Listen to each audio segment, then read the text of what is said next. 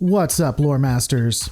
When looking at the Federation's history, it's ironic that there was a very unique and very brief time that somehow has defined the entire history of the franchise. This era occurred early to mid-24th century when Starfleet had finally completed its shift from a power that would make war vessels and worried about wars to one that at least pretended to focus on exploration. This is personified in the Galaxy Class Starship design. The vessel, while having the armaments of a warship, was initially created to go out and explore new worlds, to seek out new life forms and civilizations, to boldly go where no one has gone before. It would be the quote-unquote golden age of the Federation.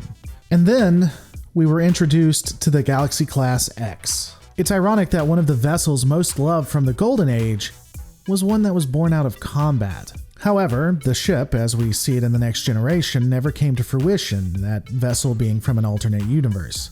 The design would, however, be picked up and have a resurgence in Star Trek Online.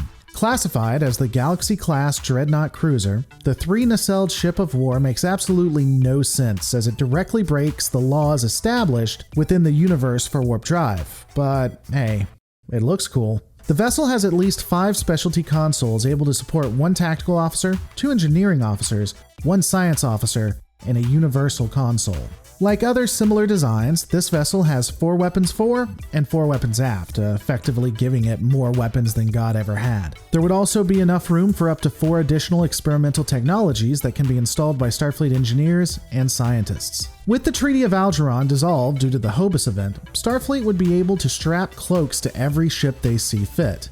So of course they would only do it to this vessel and probably some specialty Defiant class somewhere. Why give all your ships cloaking devices? I mean, that's just not sporting. The vessel has the Phaser Spinal Lance, a devastating weapon that can one-shot enemy ships. While doing research, some resources say that the Spinal Lance can still be utilized during saucer separation. However, this doesn't make a ton of sense as the Spinal Lance clearly runs to the engineering section. And with no evidence that the Starship could ever support a complement of starfighters, and ample evidence why it shouldn't be able to, of course the Dreadnought would have the ability to launch its own squadron. Though, sadly, these poor pilots are still referred to as pets. As with most Dreadnoughts, the ship's subsystems and armor is enhanced so that the vessel can take an absolute thrashing. This includes rapid repairs, enhanced and armored hull planing, as well as increased devastating weaponry. Unfortunately, due to the glut of society and the use of industrial replicators, dreadnoughts that were meant to defend the Federation's borders and defeat the Borg are constantly modified for vanity projects by various captains. This would include the original Galaxy refit, designed in 2399, when the Khitomer Accords fell through.